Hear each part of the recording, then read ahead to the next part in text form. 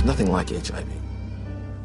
There's no disease, no infectious disease that essentially kills everyone who gets it. The fear factor's gone, and yet getting HIV infection is a problem for any individual. The fear should still remain because it's a virus that kills people. There is this sense of complacency that it's better, and it isn't better. And all these people, these 40+ million people living with the virus, they will die of AIDS. Over the past 3 decades, humanity has rallied together for the AIDS cause. People from all walks of life have united across all social and economic boundaries, joining hand in hand for one common purpose: to end AIDS. And I want you to say the name of the person you're walking for. I'm walking for Robert Johnson. I'm walking for Rock Hudson.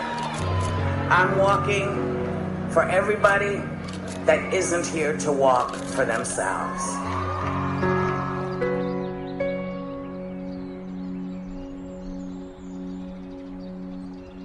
The statistics are growing, all except for one. That's the amount of people cured, and it's still 0.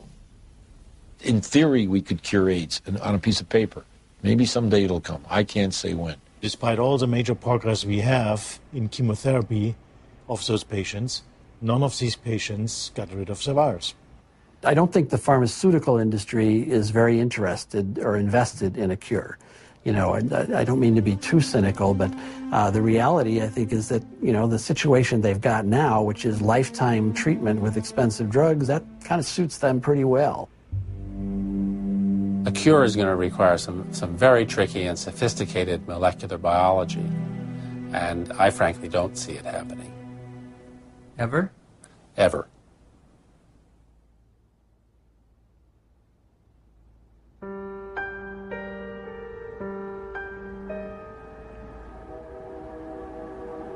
I was born in 1980, a year before AIDS exploded onto the public consciousness. I grew up beneath its shadow like a child raised under the threat of the mushroom cloud. You might say I am a member of the first HIV/AIDS generation. I've never known a world without it. This film is an account of my journey through the shifting sand surrounding HIV/AIDS. AIDS has been front-page news for nearly 30 years. Yet how much do any of us really know about HIV and AIDS?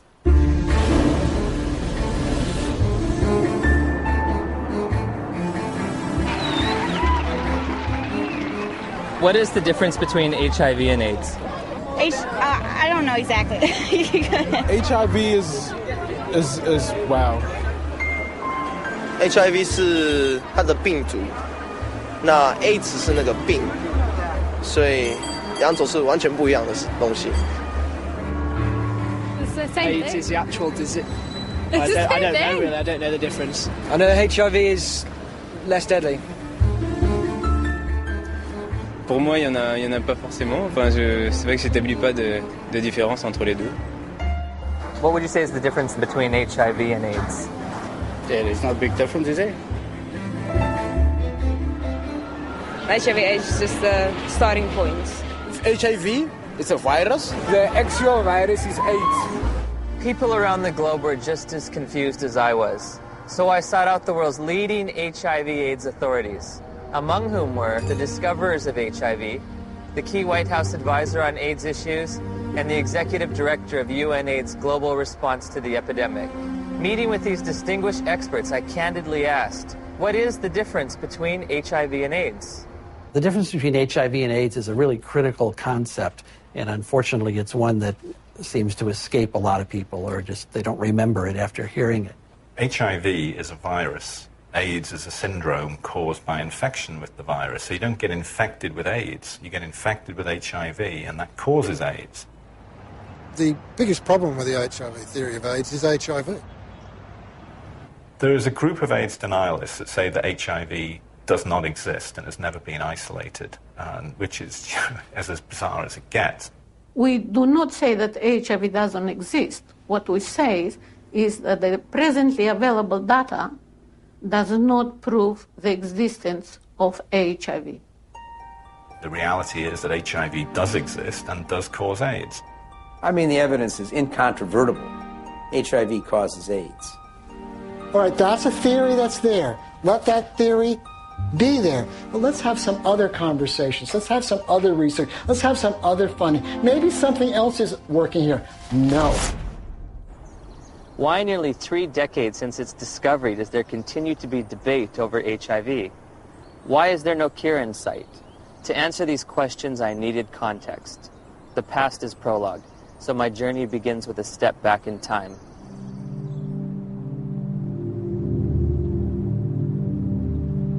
The National Center for Disease Control is reporting more cases of 2 rare and deadly diseases found in homosexual men. There is no apparent explanation for the outbreak.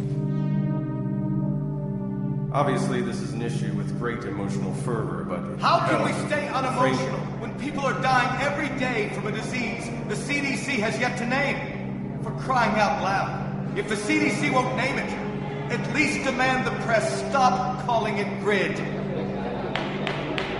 Well, unfortunately, I have to take credit for coining the term GRID, which stood for gay-related immune deficiency. We were seeing a cluster of gay men who were suddenly critically ill of pneumocystis pneumonia, which was the indicator disease of something new, and reported our findings to the CDC. I was the chief of the STD division at the CDC at that time when the draft report of 5 cases of pneumocystis in gay men came across my desk for review. Shortly afterward, cases of a very rare cancer called Kaposi sarcoma were diagnosed in young gay men. My first reaction was, this is an extraordinarily important finding. The CDC was looking for something like that when it came along. They were looking for it already. They were hoping there was going to be a new plague because polio was over. The CDC's budget was getting decreased. This is back in like the early 80s. There was double-digit inflation, a very high unemployment, a rapid military buildup, and a threat to decrease all domestic programs. And this led to reductions in force in the public health service, particularly the CDC. The Center of Disease Control, CDC, in Atlanta was under threat for reduction and even theoretically for closure. There were memos around the CDC says we need to find a new plague.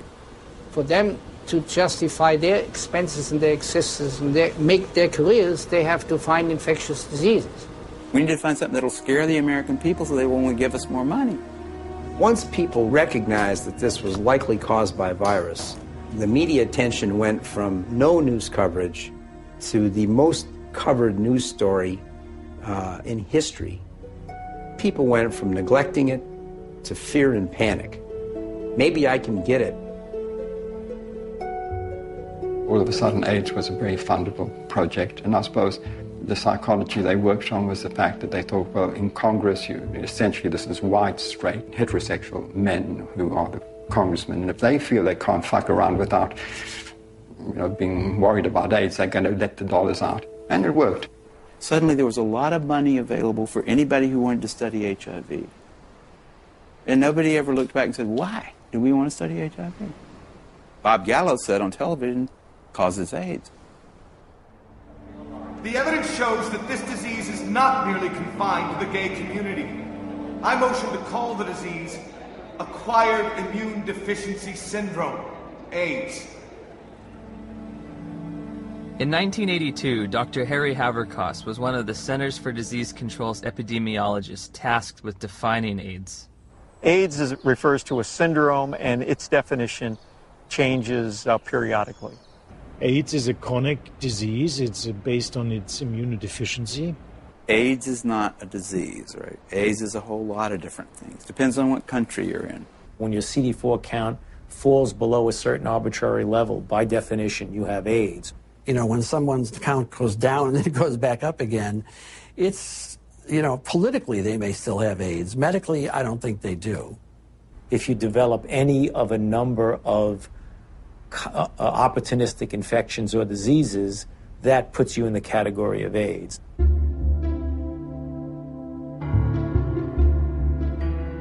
We don't even know what AIDS is. AIDS is so hard to define because they change the definition of it every year. The definition of AIDS has broadened over time. It was revised in 1985, and then again in 1987.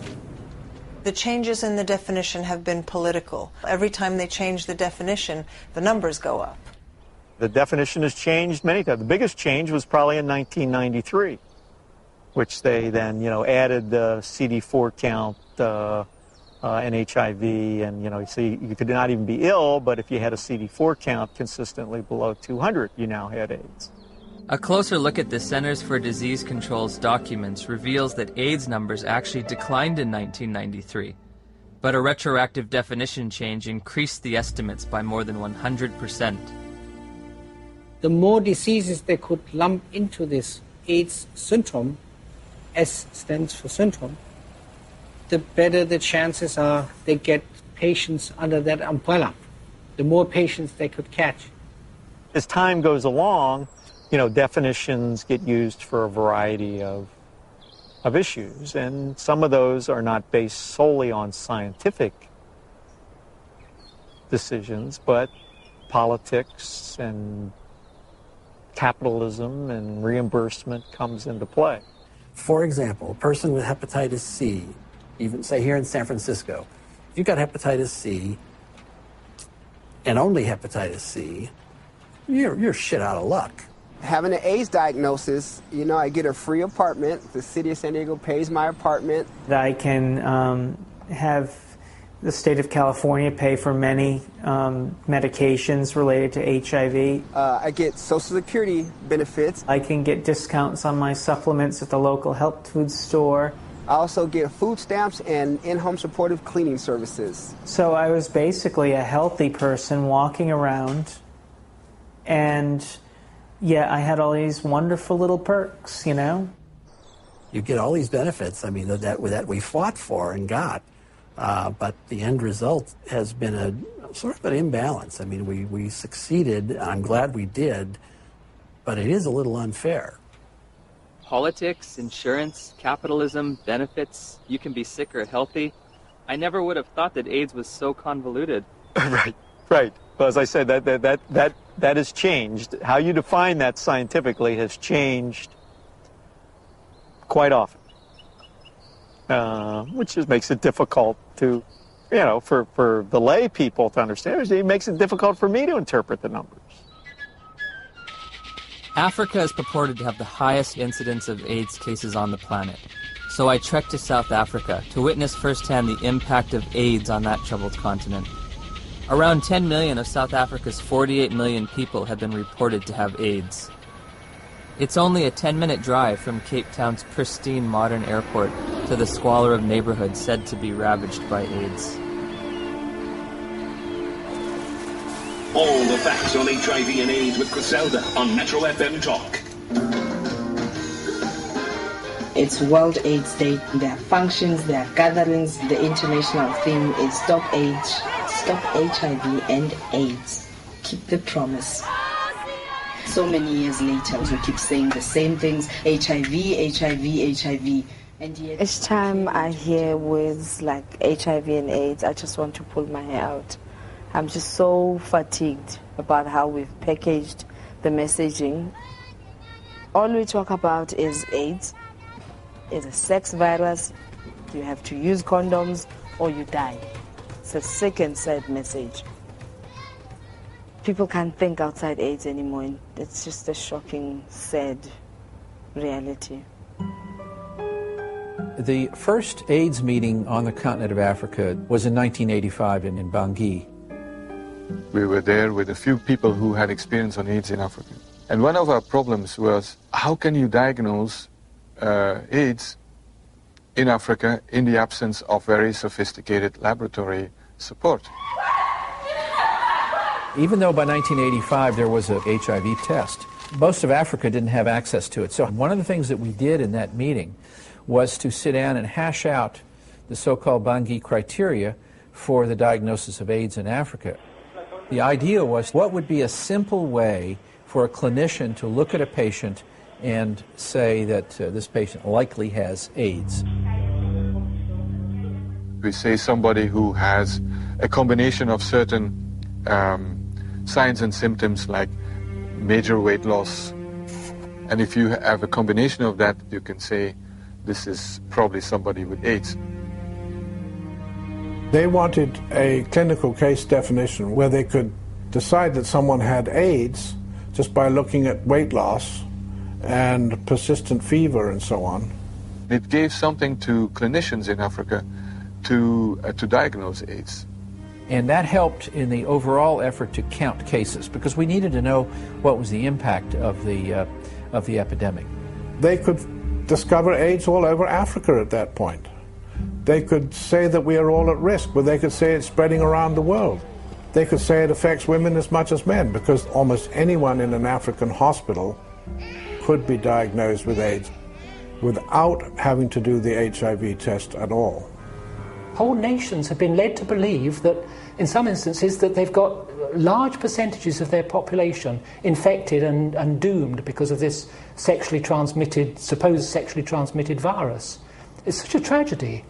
Daniel, a lot of people here is very sick and is very dying. What kind of sickness do you see around here? It's HIV/AIDS. What is AIDS? We don't know. We don't know. So here you're living in a mud hut, and here some kind of white men with doctors who you respect, and they tell you that there is now among you an invisible disease, and it gets into your blood and can stay there unseen for years, and when it manifests itself, it's going to manifest itself in the forms of diseases you've always known. Maybe if you look skinny, if you lost weight, maybe they'll simply say hey, you have AIDS, or you're coughing a lot, maybe they'll say you have the disease. This cannot help but create extraordinary paranoia in people's minds. They say, well, what is going on with us? My neighbor next door he's got malaria. Does that mean that he's actually got this dreadful disease that the whites are talking about? Like I could be fat now, then the mentality is that if ever I become teen, then it could be one of the symptoms. I have to ask myself, why now? Why at this time? Dr. Christian Fiala argues that many doctors have misused the Bangui definition. In the era before AIDS, we had to admit we don't know the diagnosis and we could hypothesize. But nowadays, what doctors do is, well, if we don't know what it is, it must be AIDS. We did have patients with the conditions we now regard as AIDS defining, even before the advent of AIDS. People could have TB and not have HIV and fulfill the Bangui criteria. They'd lose weight, they'd have TB, and they could look like they have AIDS when they don't. Is this Bangui definition still being used today?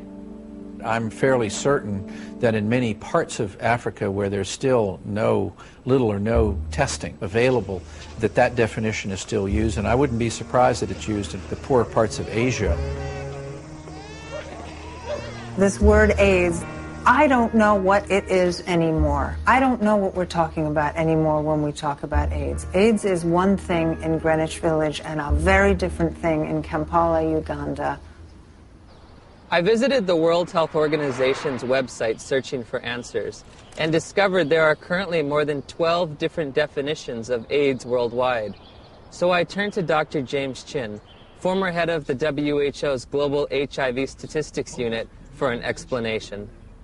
In some countries, they felt they were a little more sophisticated than in others. And you have, along with the epidemic of HIV, epidemics of HIV/AIDS experts. And some of them will not necessarily adhere to any international definition. They'll make up their own definition. High school biology class taught me that diseases and syndromes cannot differ from country to country like languages. It was becoming clear that HIV and AIDS were distinct, separate entities, and that AIDS was diverting my attention from the real culprit, HIV. Where to next? The place millions have had their lives changed forever. She says, we have your test result, you need to come in and get it. And I was like, tell me now, Cheryl. she was like, Kim, we really need you to come in and tell me. I said, then I know it's positive, Charlotte. You would just tell me over the phone. And she's like, Kim, don't panic. You can still have a normal life. I can still remember his face. I can remember his eyes. And all he said was, I'm so sorry. I think you should put your affairs in order, and you might have 5 years. I said, Cheryl, I have to get off the phone right now. I have to go tell my dad. He started crying. This isn't the way it happens in the movies.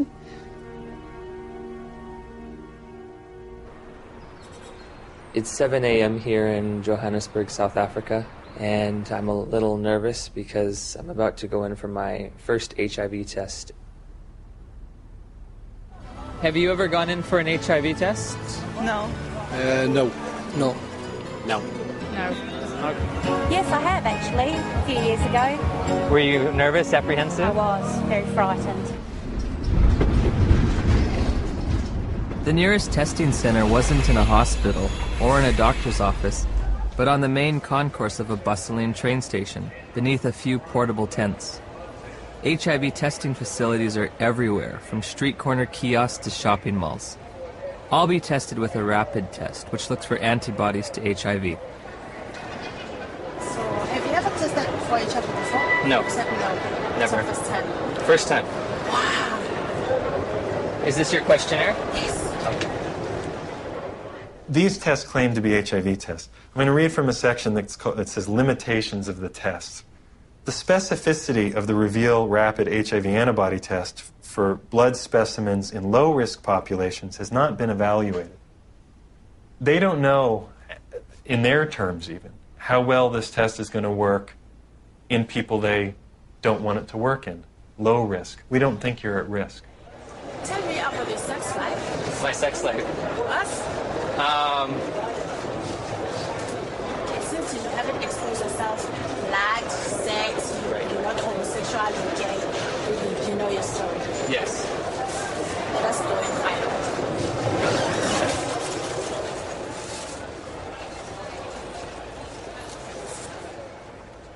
In 1990, we flew to Romania to adopt a baby. We found Lindsay, and she was only 2 weeks old. I can still remember that feeling, just holding Lindsay for the first time, thinking, now my dream is going to come true. I'll have one of those children. Before we left Romania, we had to make sure that she didn't have HIV. We had to find a doctor, and he did the test, and it came back negative. We flew home just after Christmas, 1990, and thought we had it made. So I'm going to do a test, which comprises of 2 test kits. These 2 test kits are from 2 different countries. Why you are putting them being 2, you want them to confirm each other. Can they be 2 different outcomes? Then this one has a determiner, which is going to give us the final results. Can I just ask you something, as someone who's a little nervous? Okay. It seems like if this is positive and this is negative, my life hangs in the balance on whatever this one is. Yes. But how do we know that this one's accurate when both of these were inaccurate? This one has been tested to be the one that is going to take out the results that are correct. Oh, so this one is more accurate than these 2? Yes, according to what we have remained. So why don't we just use the more accurate one to begin with? Well, you know what? What if now the more accurate one has a discrepancy? How are you going to find out? I don't know. Rapid tests in Germany, it's not allowed for standard diagnostics. May I ask why? How come you don't use rapid tests for standard diagnostics? Several professional organizations who decide as an expert committee on guidelines how to do things. None of these responsible societies recommend it for scientific reasons.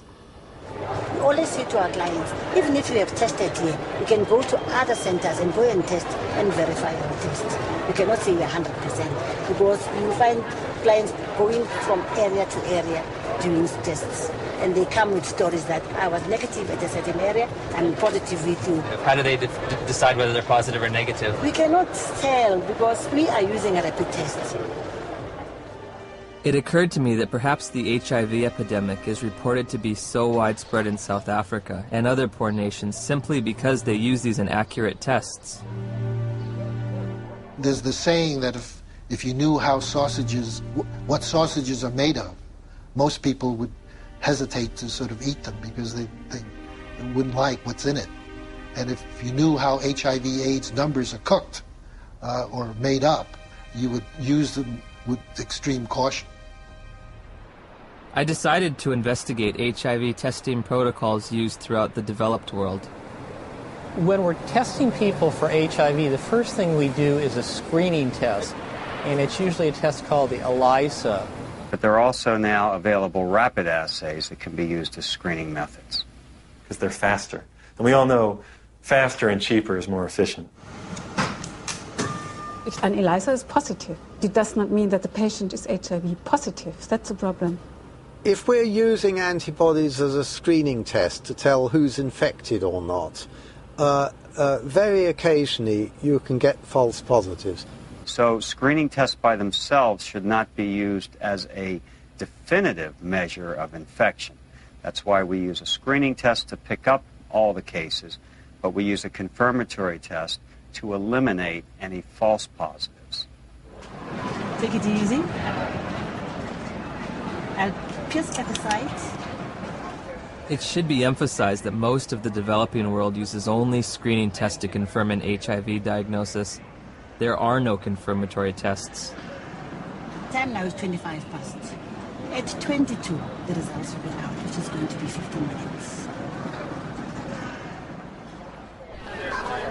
9 days after returning home, Steve and Cheryl's pediatrician ran a battery of tests on Lindsay, including an HIV test, even though Lindsay had tested negative for the virus in Romania.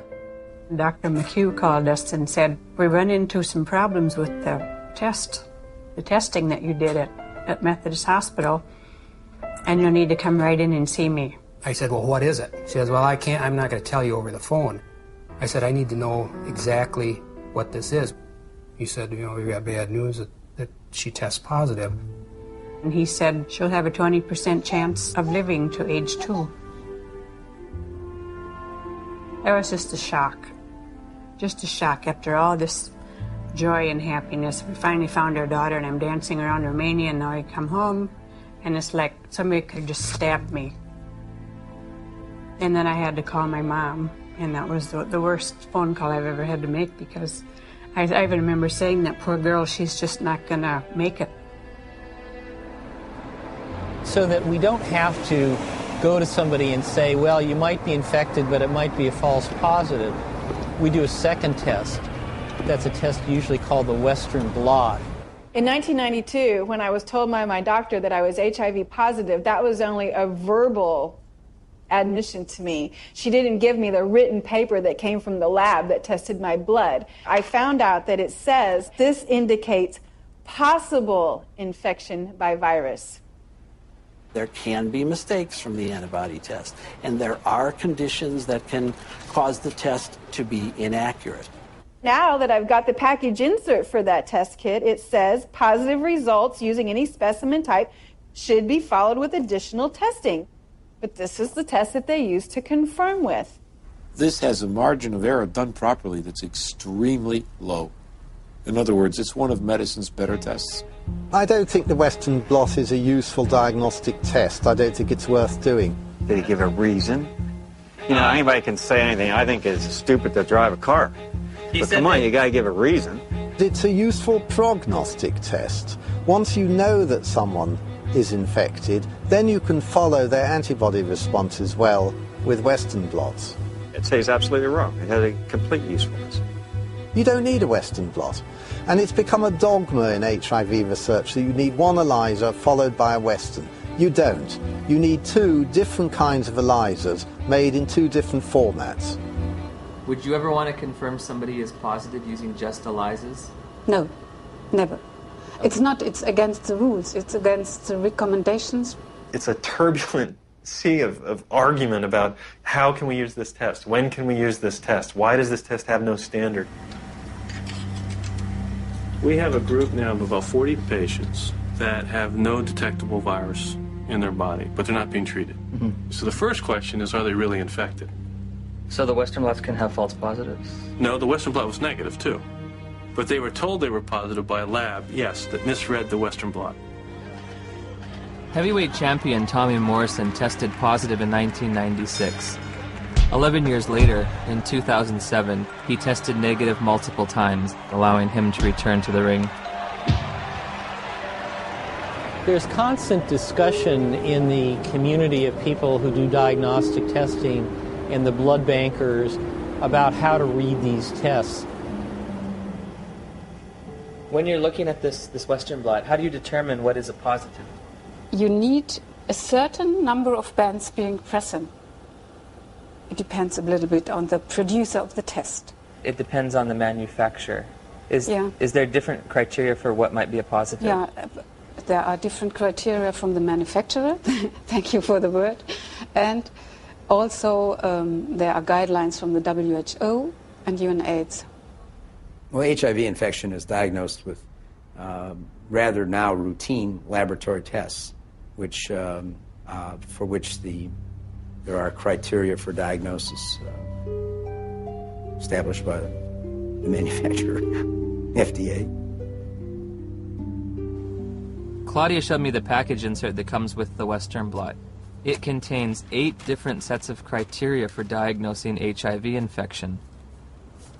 Because of the different criteria that apply in different countries, you can be considered, you can test HIV positive in one country and be given an AIDS diagnosis as a result of that, whereas in another country you won't test HIV positive and you won't be given an AIDS diagnosis. It's ludicrous that you can be positive in one country and not positive in another. Theoretically, I could be diagnosed with AIDS in the United States, but if I take 3 steps to my right, I wouldn't be diagnosed with AIDS, or I would lose my AIDS diagnosis when I crossed the border. In 1992, I was encouraged by a doctor to take what's called an HIV test as a matter of social responsibility, and I was shocked and devastated and horrified when the results came back positive. It was one of those moments that everyone fears their whole life. A week later, I take the same test to an AIDS specialist. He looks and says, "This isn't a positive test. I don't know what this test means." Since a false positive looks like a true positive, how can you ever distinguish whether it's truly a positive or a negative? Well, that's a great question. It's going to be very hard to determine a false positive. So I take the test again, and this time my results come back marked from the lab, indeterminate. I'm faced with the decision, do I want to wait 6 weeks to test again or do it right away? I opted for right away. My results that time come back positive. Took it again, came back negative. I took it again, positive. What happens if you're positive on one criteria but negative on another manufacturer's criteria? How do you decide who's infected and who's not? You will use the most sensitive criterion. In late December of 2007, I read about new legislation passed in New Jersey calling for the mandatory testing of pregnant women or newborn infants should the mother's status be unknown. HIV mandatory testing, to me, is a no-brainer. I'm very much opposed to the concept of mandatory testing of any population because the tests are scientifically shown to be unreliable and inaccurate. You have no reason to fear this bill. And my hope is that eventually this will become a federal law so that every woman in this country would be tested. But HIV testing isn't an absolutely precise science. When I confronted my doctor about that, she said, we're way past Western blot now. We have the viral load test. But when you get the package insert for the viral load test, it says, if you test positive, you are considered confirmed infected with HIV. But at the bottom of the page, in fine print, it states a person should have additional testing. It does not allow you to tell a single person on this planet that they are HIV positive. And it's a scandal that this test continues to be used.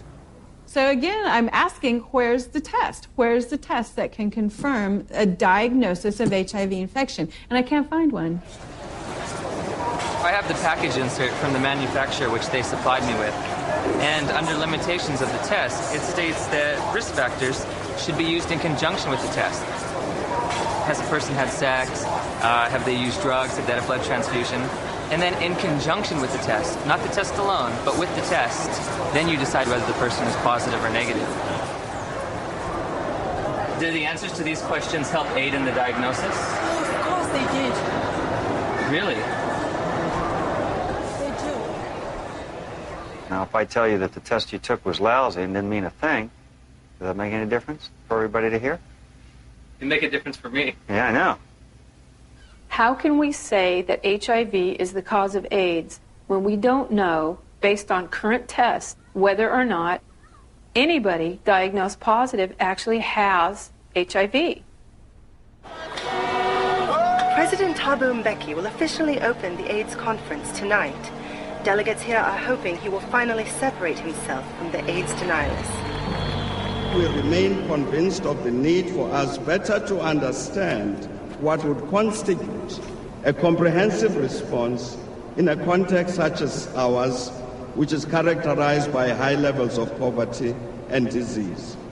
As I listened and heard the whole story told about our own country, it seemed to me that we could not blame everything on a single virus.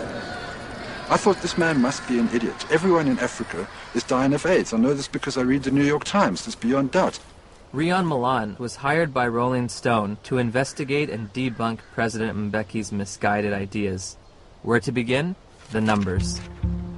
My very first action, I opened Johannesburg's Yellow Pages. I thought that I could illustrate this with a scene that began in a coffin factory in Johannesburg, where workers are working overtime trying to create caskets for these mountains of people who are dying of this condition. And I discover that in the midst of what UNAIDS says is a plague, is that half of the coffin factories in Johannesburg have gone bankrupt. In South Africa alone, it's about 1,000 people dying every day from AIDS. If you're an advocacy agency and you perceive low numbers to be bad, your bias may be to accept higher numbers even if they're not scientifically sound. I know Jim Chin quite well, and I was the chairman of the steering committee on epidemiology of the global program on AIDS in WHO when Jim Chin was in charge of epidemiologic estimates.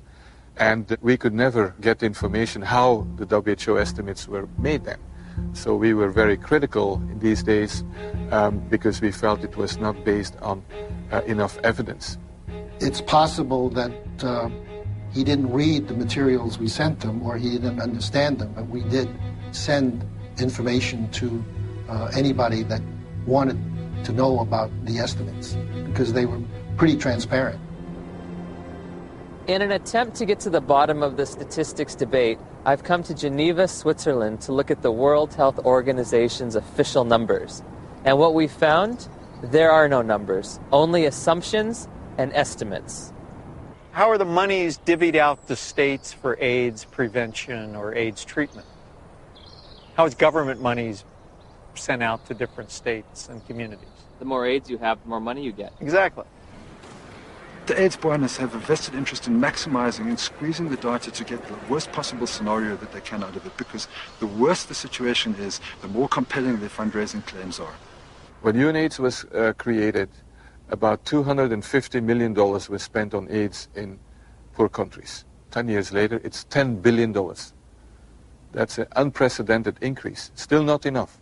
When that was created, the first thing Peter Piot said was that UNAIDS is an advocacy agency, pure and simple. And this was my first objective when I came into this job, and that was put it on the political agenda. He divested himself of all of the program aspects and the scientific aspects of AIDS. This is not a scientific issue. This is a matter of politics. Except one unit. He kept sort of the numbers unit. we are really doing a major disservice to say it is not as bad as it looks like, because actually it is much worse. 1 month after my interview with Dr. Piot, the Indian government slashed their estimates by nearly 60%. Shortly thereafter, UNAIDS acknowledged they'd been overestimating global HIV statistics for more than a decade. They've painted themselves into a corner, and now their house of numbers is falling apart. America is leading the fight against disease, and I call on you to double our initial commitment to fighting HIV/AIDS by approving an additional $30 billion over the next 5 years.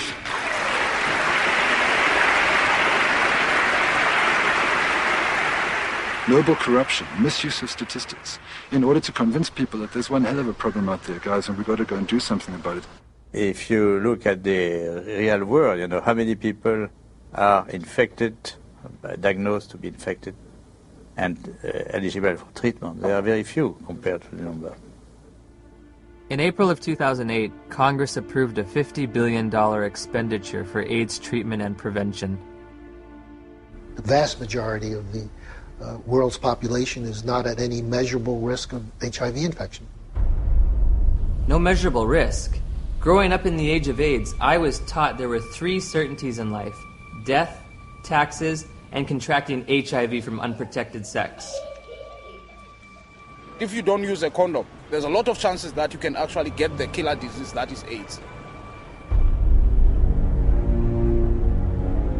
I did a study of the heterosexual transmission of HIV in California, and we recruited individuals who were infected with HIV. Then we recruited their sexual partners, and we looked at whether transmission, in fact, had occurred. Padian runs a study. It's a 10-year study with the world's most virulent, terrifying sexually... I mean, this thing jumps, off of penises into vaginas miles away. How many of them do you think, after 10 years, with the world's most terrifying, virulent, sexually transmitted disease, came up positive? Nobody. Nobody. Nobody who was negative came up positive. 0. I think HIV is more difficult to transmit than probably most other sexually transmitted diseases. I mean, I think that's pretty widely known. If I were to have unprotected sex with somebody who is HIV positive, how many acts would I have to engage in before I got the virus? Just one. I think one would be enough. First act? One is enough. Remarkably, HIV is a difficult infection to transmit. This contradicts everything I was ever taught about the sexual transmission of HIV. AIDS is the best example of what's really scary and alarming and dangerous about our culture right now, which is that it's a culture of PR. It's a public relations phenomenon. The truth doesn't matter. What matters is the image. If we were talking about reality, the reality is that AIDS is over.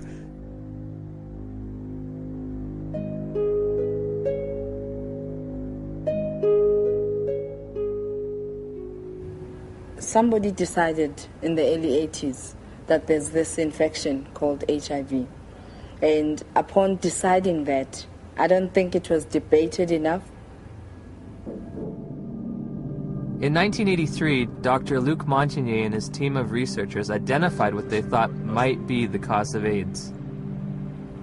I really was excited because we knew it was a new type of virus, not shown before in men, and very likely to be the cause of AIDS. Of course, at that time we didn't have the full proof of what's the cause of AIDS. That initial work was rapidly reinforced by additional virology and serology studies in Bob Gallo's lab in Washington. Gallo got pushed by the Reagan administration that wanted to do something on AIDS finally. They literally told us to just close CDC's lab down. We don't care about it. There's a bunch of gays, who gives a shit? And that was really their whole story. So the whole thing that they rested their political response was, well, we discovered the virus. Good afternoon, ladies and gentlemen. The probable cause of AIDS has been found. Credit must go to our eminent Dr. Robert Gallo, who directed the research that produced this discovery. What was new that day is for the first time we were saying, that's the cause, I'm sure. It was a silly press conference. There was not evidence then that HIV was the cause of AIDS. It wasn't called HIV. There was certainly evidence that he didn't discover it. It was discovered in France.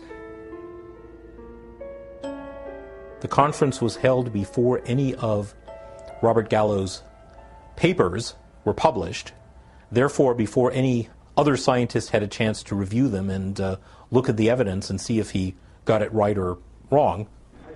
Gallo's philosophy was to have people to whom he would give the virus be in his own control, so that any information that came out of that would come through him, so that he got all the information. Indeed, often put his name on publications and would, quote, collaborate with them. But should you have any broader view other than his personal glory and your personal glory, this was not a scientific pursuit in any way. The U.S. Department of Health and Human Services decided from now on we are only going to fund AIDS research that assumes that Robert Gallo's virus is the cause. I didn't think that HIV in 1984 was the cause of AIDS. That's why I did the study comparing gay men with Kaposi's and gay men with pneumocystis. I assumed there must be something else. If you go read my paper from 1985 that Kern and Jaffe would not sign on to, I actually lay out the cofactor hypothesis in that paper.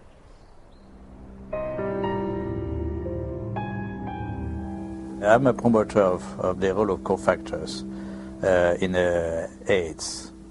Well, cofactors just says that the cause of a disease is by more than one factor. Just simply being infected with HIV is not going to do it. You need certain cofactors. Cofactors are not necessary. Dr. FALTA would say HIV causes AIDS without the need for anything else. That's kind of ridiculous. The data that indicate that any different type of infection like mycoplasma or something like that is a necessary cofactor, I believe those theories have been debunked. What the fuck does he mean? Sorry. What's it? What does he mean that there are no cofactors? Where's he coming from? There's cofactors for everything. Cofactor implies something specific. And it really gets us off into tracks that are wandering. Gallo isn't gonna change his mind. He's probably 70 years plus now. He's gonna remember things.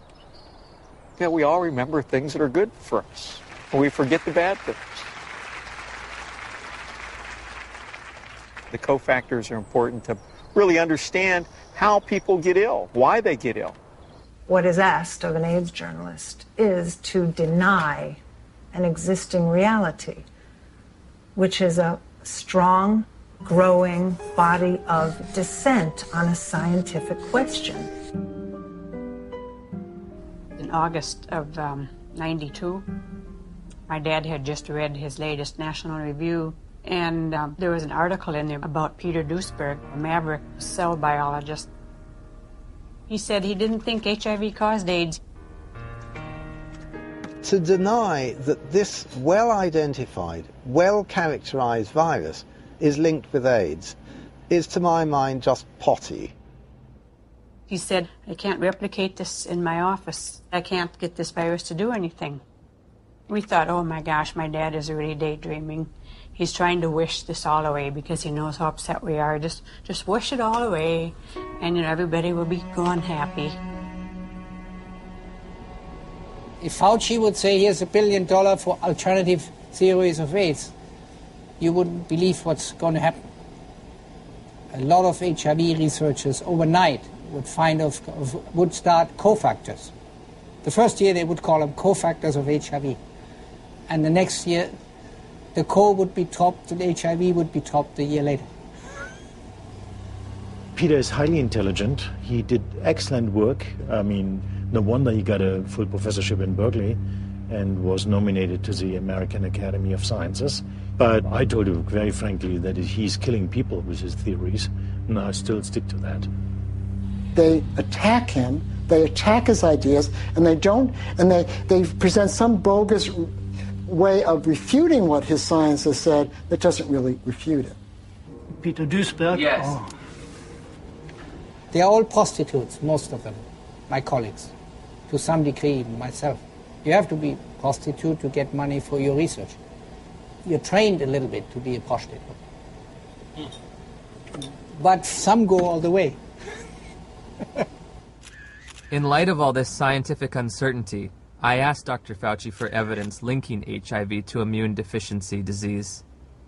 When you put the combined findings of the initial characterization as a distinct retrovirus isolated by Montagnier and his group, together with Gallo linking the virus to being the cause of AIDS, and they put those things together, and that's how we have a confirmation of the causative agent of AIDS, namely HIV. Still unclear about the evidence for HIV's existence, I decided the best way to verify it would be to actually see it. I asked Dr. Hans Gelderblum, a world-renowned electron microscopist, if he thought there was any reason to question Dr. Montagnier's published images. I've seen these publications, stamp-sized images. It's a nuisance. It's a nuisance. You do not really see much. When we saw that photo, we said, suggestive, but not convincing. Dr. Gallo, 1 year later, published photographs he claimed to be of HIV. Were his any better? These pictures were not so impressive. They were not much better than Montagnier's images. It's one thing to look like, and another thing is to be a virus. In 2002, I stumbled across an article by Valander Turner and Andrew McIntyre of the Perth Group in Australia, and it questioned whether there's ever even been found a virus. I became consumed with researching this. I could read from morning till night every day, and every link to another link, and I would email to these people and say, where's the test? I want to know. Am I dying? Am I contagious? And they weren't even very kind. They were just like, read our articles again. How many times do we have to tell you there's no test? It is crucial to understand that an AIDS diagnosis is forever. It cannot be reversed or alleviated. The stigma attached to people knowing that you have it and are living with it is worse than actually living with it. I can't think of anybody who's ever been evicted from their apartment because they had breast cancer or because they had cerebral palsy. I did a campaign to address stigma. The message is that if anyone is infected, we are all affected. Some have it medically, some have it socially, some have it culturally. And at the end of the day, if it exists anywhere, it exists everywhere. We don't all have AIDS. And once you start bullshitting, it gets a problem. You know, we don't all have AIDS. We all have to be sympathetic to AIDS. And yes, there's all kinds of people who get HIV infection. But you know, we don't need to make, in my view, non-truths, you know, or just to have a slogan or a symbol. We all have AIDS. No, we don't all have AIDS. But my message is you do have it, whether you want to accept it or not. Are you medically susceptible? Maybe not. But are you socially vulnerable? Yes. In June of 2007, the BBC featured a news story which began, HIV infection theory challenged. Living cells are complicated, and how they work inside the body is even more complicated. So there's still a lot of debate as to how exactly HIV causes AIDS. In March of 2008, the Washington Post went on to state that multiple surprises have reminded researchers how much they still don't know about HIV's biology. HIV has got to get inside the circulation of the body, and it does that in ways that are not completely understood. The prime target for HIV is a T cell population called CD4 helper T cells.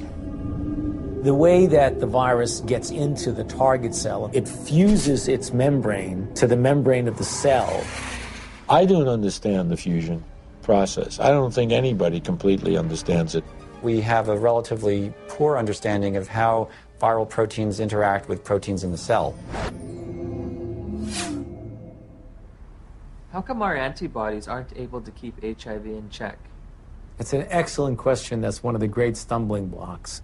They can't prove that HIV is the cause of AIDS, okay? They cannot prove that HIV is the cause of the collapse of the immune system, no matter how many scientific journals says it is. When you go to the basic research, it doesn't prove it.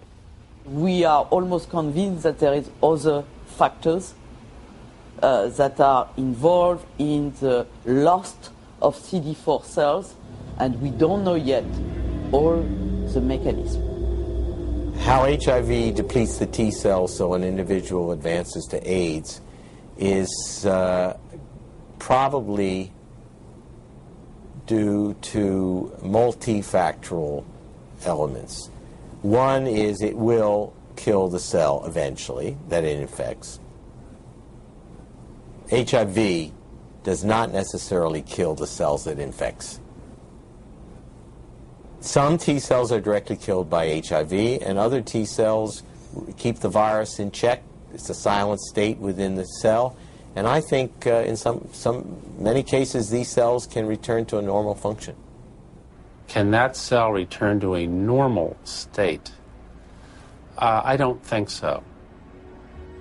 When I was told I was HIV positive, I accepted that on a very deep level, but only by having the courage, the open minds, and the open hearts to answer these questions. Are we ever going to know how to help people, how to do what we need to do to help people? In late 2007, Science Daily reported that 3 prominent research teams had published papers in the Journal of Immunology challenging the theory that the sudden loss of T cells triggers disease and AIDS. The details of HIV pathogenesis, how HIV kills people, are still being worked out. If the sudden loss of T cells in HIV-positive individuals can't explain why people get disease, then there must be cofactors that cause people to get sick and die, or factors that have absolutely nothing to do with HIV. While researching HIV hotspots, I began to realize there is a direct correlation in these places with another condition that leads to immune deficiency and death. I think it is important to keep in mind, especially for us in the West, that poverty is not a romantic issue. It is a deadly issue. Poverty leads to diseases and premature death, period. When you look at the symptoms that they talk about, for people that are HIV positive, you find that some of them, they are more related to malnutrition. Their nutrition is not very equilibrated. They are in oxidative stress, even they are not infected with HIV. So their immune system doesn't work well already. People are hungry, they're underdeveloped, there are no hospitals, there's no proper medical care. You take away poverty, you're giving people an ability to fight infections. These are toilets. Yeah. We don't have flushing toilets. When flies get into the toilets, they actually come back to touch our food, you see. And look, we need to take that food. And we don't know which infections are there. So how do you expect people must survive in these places? Look there.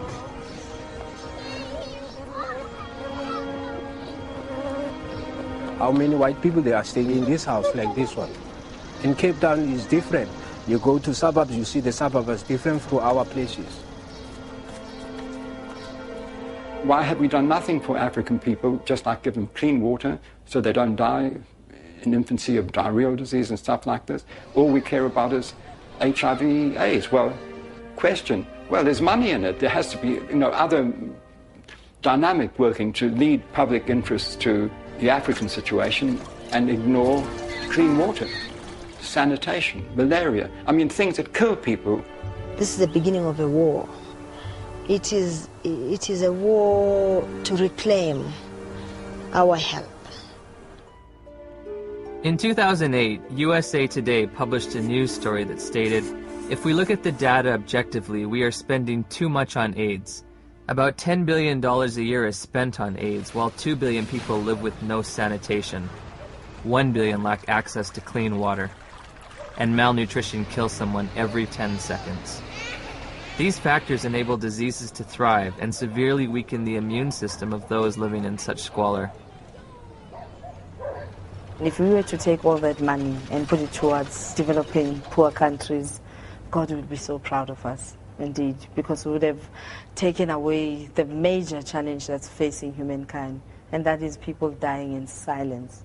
It's slow, painful deaths from being scared of something that was just packaged as AIDS.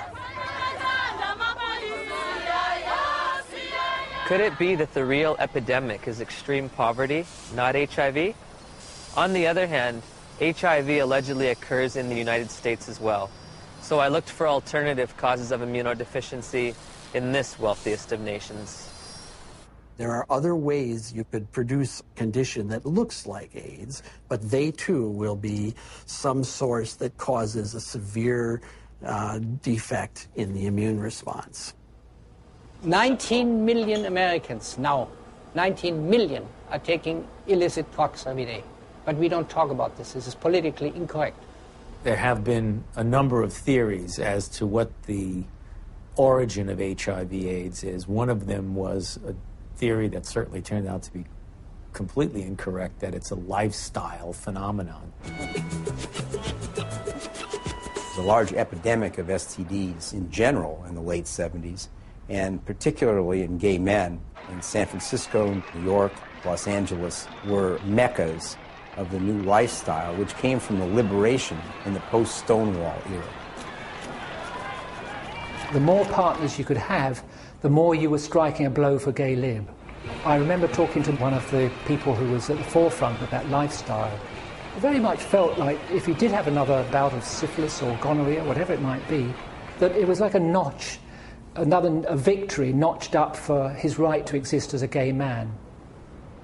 I went on a vacation to Los Angeles, and it wasn't that wild, but one night I went to a bathhouse. I came home with, get this, at the same time, syphilis, gonorrhea, and 2 forms of parasites. I have no views about that, in a judgmental kind of sense, but certainly from a public health point of view, that's kind of a prescription for disaster, because AIDS first occurred in these men who were not healthy for reasons that were obvious to everyone. You're talking thousands of partners, sometimes hundreds, per month, lots of antibiotic use, lots of drug use, and the result were people were getting pretty sick. There's a drug called amyl nitrate. It was developed in the 1850s and 60s. Came in ampules, and they became known as poppers because you'd pop them when you open these ampules up to sniff them when you had coronary artery disease. The first AIDS cases, for example, that Mike Gottlieb reported were all 5 gay men. They were young. They all used poppers. Poppers, something you walk around huffing all night. I mean, it says flammable, fatal if swallowed on the side of the bottle. They're walking around huffing it all night long. Why? Gives you a great rush. Poppers was a sex drug. They were in every gay bathhouse, every bar, every porno bookstore across the nation. Poppers were visible on the dance floor in the discos. At the end of an evening, the bartender would announce last call for alcohol, last call for poppers. It was like a mad, wonderful kind of a dance that was being done. But if you think that can happen forever, you're wrong. Whether or not HIV exists, whether its role in a weakened immune system is almost irrelevant when you compare it to what was going on at that time. The lifestyle explanation proved politically unacceptable, but the virus explanation proved very, very acceptable to many different parties. Pneumocystis pneumonia and Kaposi's sarcoma were the hallmark diseases for AIDS in the early years. To go back and deconstruct it and say, what exactly did cause pneumocystis carinea? I remember the first patient that I ever saw, my resident brought me to see a young gay man with pneumocystis pneumonia. I knew a little bit about the use of poppers or amyl nitrite inhalants, and I started asking the patient if he used them, and it turned out that he was a very heavy user of amyl nitrites, and much to the surprise of my students, I said, I think the man probably has destroyed his pulmonary immune system by inhaling this toxin. What exactly caused Kaposi sarcoma? We know that now. It was amyl nitrite. We saw KS decline, interestingly parallel to the decline in popper use. We now know that Kaposi sarcoma is caused by a second virus, the human herpes virus strain 8. To rescue comes another virus. As always, when you're in trouble, you find another virus. If one wants to look at really what causes this, we've got to look beyond just HIV and just beyond HHV8. Calling it a disease, see? And to give it that name, AIDS. So everything's included under that, and you don't have to just say, I mean, if you just said, you know, these people are getting a lot of weird diseases, all kinds of diseases, it wouldn't have had the same impact. It was much better to say, there is a infectious organism on the loose in America, and it could get you.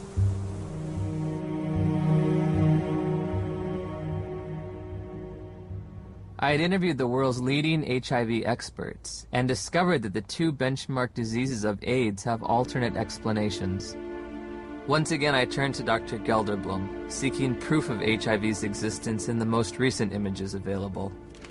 Here, you do not see anything about the details, but I would say it's probably a virus. These are HIV here? Yeah. Oh, so are these HIV too? Yeah, yeah. Everything's Probably. Probably. Yeah. What can I tell you? You know, I mean, it exists. Gallo said he had all these viruses, and it was a lie. I think HIV totally has turned out not to be the cause of AIDS. HIV has turned out not to be. Gelderblum's images, said to come from isolated HIV cultures, provided no proof for HIV's existence. So I asked Nobel laureate Dr. David Baltimore and Dr. Robin Weiss how they would isolate and photograph this elusive virus. Well, didn't Dr. Gallo do that? I mean, he actually isolated it, so... Yeah. I mean, why should I do all of this? This is all textbook stuff you're asking me. I'm not quite sure what's behind your question about isolation. I don't want to be your textbook, you know? Okay. I got other things to do. They're embarrassed. The scientists have been embarrassed about this. They know that it's flawed. In 1987, the CDC made two mind-boggling changes in the definition of AIDS, which are in effect today.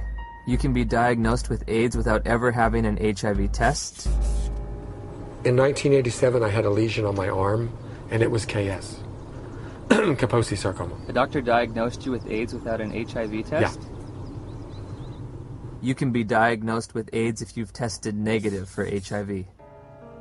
Alvin Friedman Keene found 16 patients with Kaposi sarcoma among gay men in New York City in the 80s. They did not have HIV infection. Yet they had AIDS by our definition, right?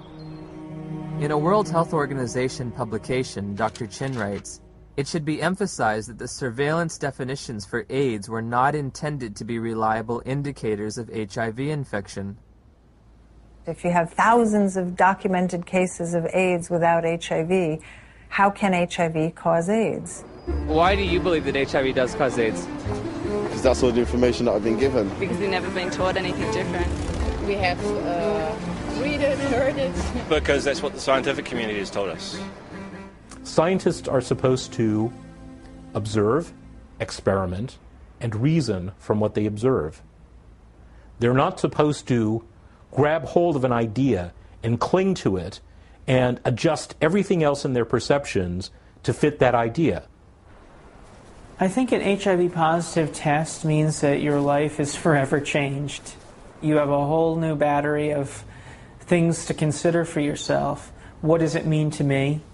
It's very hard to find anyone who supports you when you say, I don't think I'm going to die of HIV or AIDS.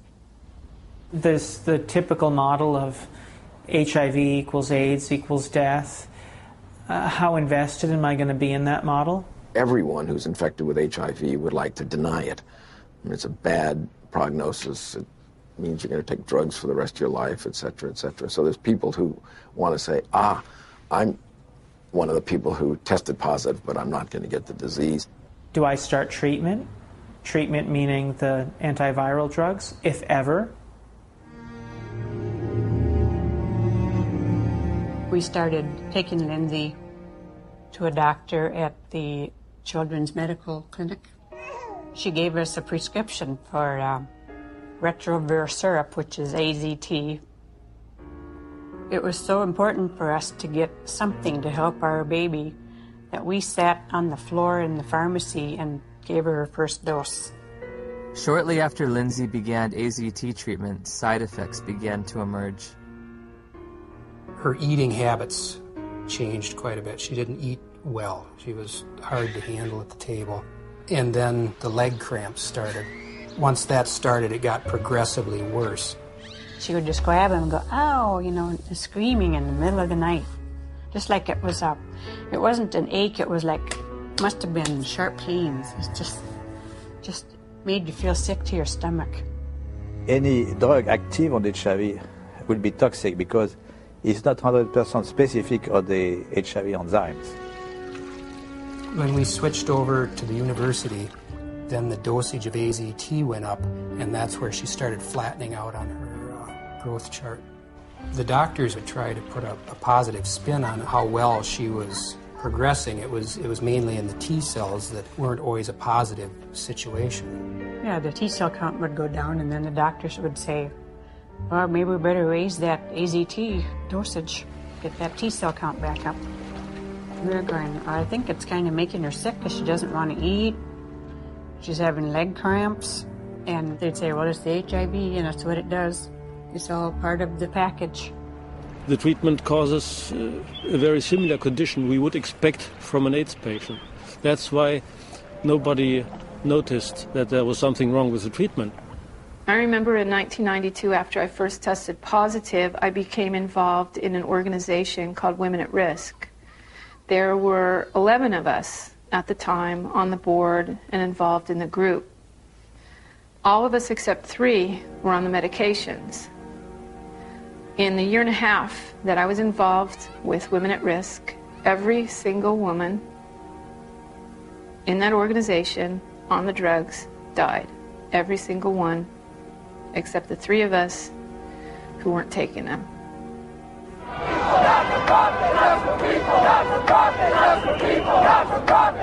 We weren't just given handfuls of AZT, we demanded it. AZT should be praised. Where is your humanity? We considered the FDA not giving us these things as being anti-gay instead of being responsible. And so we went and we lobbied and we pushed for all these things, and we didn't think clearly about what it was we were asking for. It's like that saying, be careful what you ask for, it may come to pass. That's the very reason why everybody believed HIV is a deadly virus, because the HIV-positive patients at that time got a deadly treatment. Despite the billions spent on the drug, tens of thousands of people with AIDS have died. And now a growing number of studies are questioning the drug's usefulness.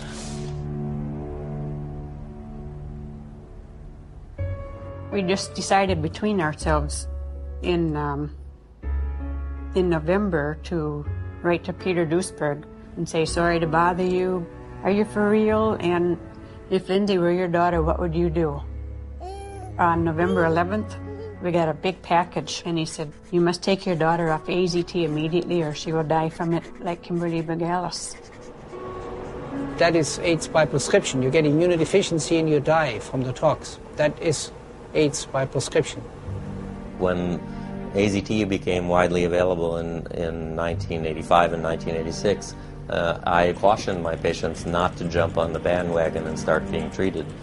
I didn't want to see my community poisoned by an ineffective therapy.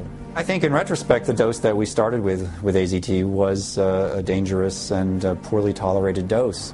Nobody wants to realize what was the real effect of this overtreatment. That means that we killed a whole generation of AIDS patients.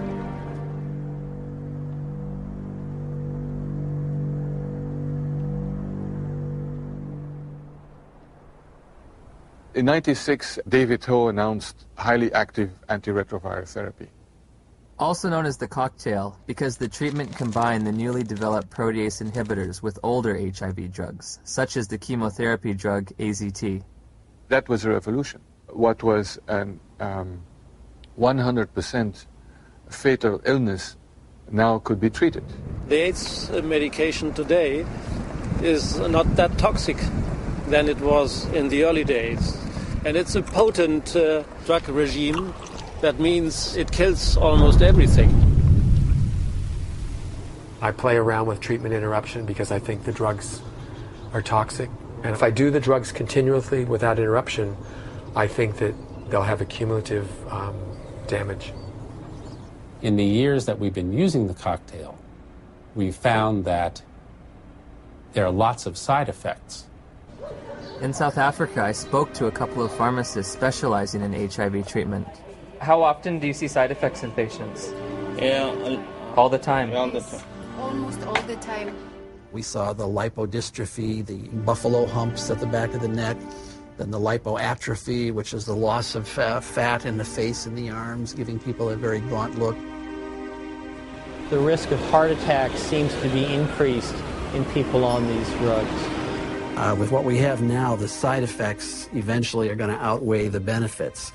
So patients really do better for the short term, but in the long term, they die also. In 1994, Audrey Serrano tested HIV positive. While initially healthy, she was prescribed AIDS drugs which nearly killed her and left her scarred for life. In December 2007, after multiple negative tests, she was awarded $2.5 million in damages. Some people are very fortunate. They don't have these side effects, but many people do. So prolonged treatment is impossible. I know people that are like horses, have no impact with some drugs, no side effects, and somebody else falls apart. The new generation of antiretroviral drugs are less toxic. They can be more tolerated. But for how long? I agree. We cannot give a treatment for life. It's not like insulin, you know, it's something which is toxic. Has a patient ever died from the side effects? Yeah, sometimes it happens. AIDS drugs are all classified as black box drugs. A black box drug is the most severe warning that our FDA will put on a product. It means you could die taking this because other people have died taking this. My sister Joyce was my best friend. She's a great mom and just a very lively person. In 2003, Joyce found out she was pregnant with a second child. She was offered an HIV test as standard prenatal care by her obstetrician. She called me at work and she was like, I got something to tell you. And I was like, well, what is it? She said, I'm HIV positive. So I took a deep breath. I said, well, it's not the end of the world. And she said, well, Nell, I met this doctor today, and he's a specialist. And he says that there's some medicines I can take that'll keep my baby from being HIV positive. Nevirapine. Warning. Severe life-threatening skin reactions, including fatal cases. One morning, she was covered in these welts and this rash. It was all over her face. It was all over her chest, all over her arms, her hands.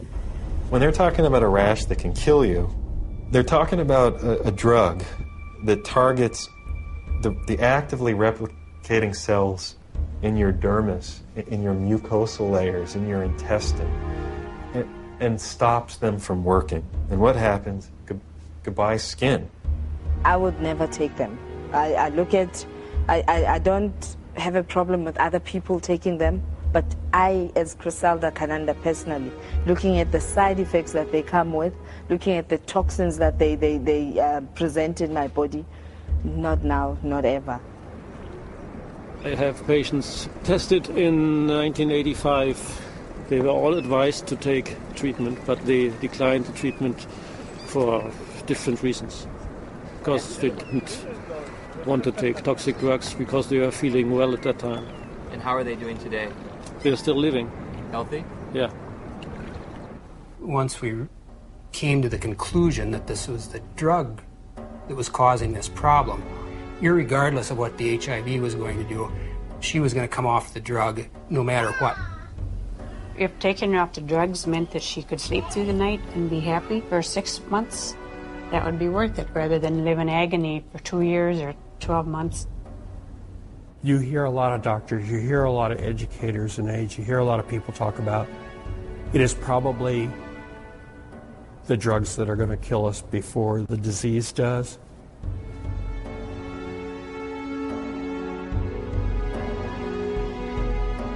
What are the drugs doing to the bodies? They're putting the bodies into coffins. Before my sister started taking the drugs, she was healthy. After she started the drugs, she developed an allergic reaction, which made her look like a patient with full-blown AIDS. She was admitted to the hospital. She continued to spiral down. And within 37 days from her first date of taking the medicine, she was gone.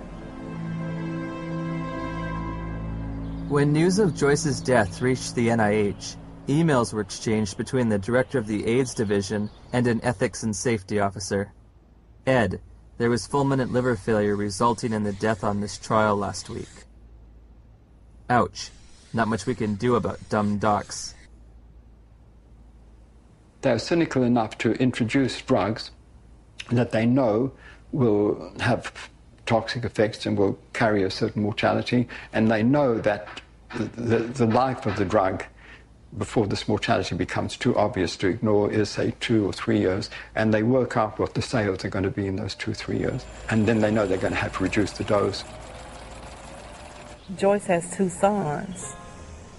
Jamal he's in his senior year of high school this year. Sterling will be 4 years old. And in my mind, they were robbed of their mother. If someone's going to be giving me a diagnosis of certain death in 5 to 7 years, I want scientific proof. This isn't a religion. My interest in questioning and breaking and exploring does HIV cause AIDS is an instinct to liberate people from a death sentence that isn't theirs to carry. After we took Lindsay off AZT, her weight did go up. Within a couple of days, the leg cramps went away. And her physical body seemed to be doing pretty well, but it was like she was disturbed. She was agitated very easily. Her lifespan changed all the time after she got to be 2 years old, and then she'd only live to be 5. When she got to be a little older, then they said, oh, she might live to be 7. Yep. But definitely wouldn't live into double digits, and that's just was our life then. Although Lindsay was on AZT for 22 months, she made a full recovery from the pernicious side effects. Lindsay will be 19 in October of 2009. Because it's been surrounded from day one with so much emotion, so much fear, so much psychology, so much drama, very few people are capable of looking at AIDS logically. We can be exposed to HIV many times without being chronically infected. Our immune system could get rid of the virus within a few weeks if you have a good immune system. If you have a good immune system, then your body can naturally get rid of HIV. Yes. If you take a poor African who's been infected and you build up their immune system, is it possible for them to also naturally get rid of it? I would think so. It's very easy to get people to think the right thing if you get the right on the tablet the first time. But once something's on the tablet and you got to erase it and put something else, it's very hard to get people to think differently. The victims of HIV and the dedicated professionals combating it deserve our sympathy, compassion, and respect. However, at Journey's End, I find myself perplexed, bewildered at times with an overall feeling of dismay and sadness. I found a research community in disarray over the most fundamental understanding of HIV, all the while presenting a monolithic public posture of authority and certainty. Bluntly stated, we have tests that prove nothing, remedies that kill, and statistics manipulated to the point of absurdity. 90% of global HIV corresponds to areas of great poverty and squalor. Ironically, while we may have been pursuing a phantom killer, a shape-shifting assassin, perhaps the real enemy has been hiding in plain view, clear as day, and as old as time.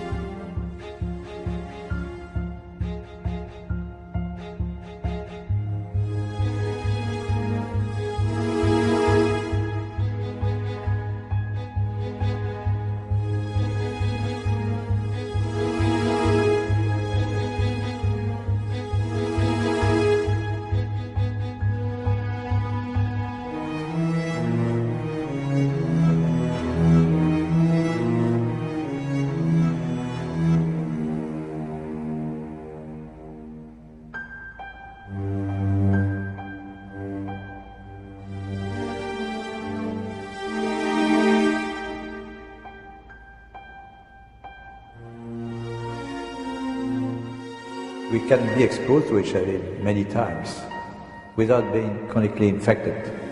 Our immune system could get rid of the virus within a few weeks if you have a good immune system.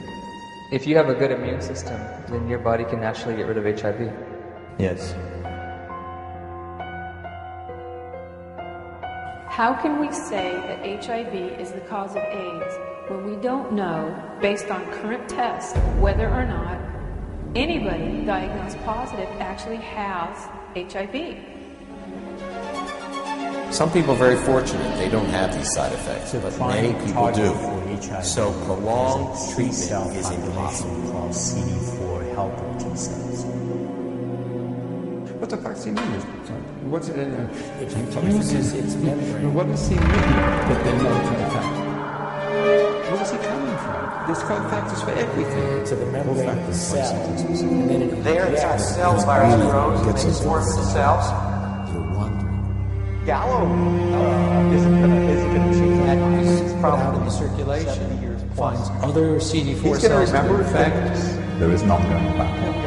Cells die, the body will replace those cells that die. But there's not an infinite capacity to use cofactors are important. This really battle between HIV. How people get ill, why they get ill. What is asked of an AIDS journalist is to deny an existing reality, which is a strong, growing body of dissent on a scientific question.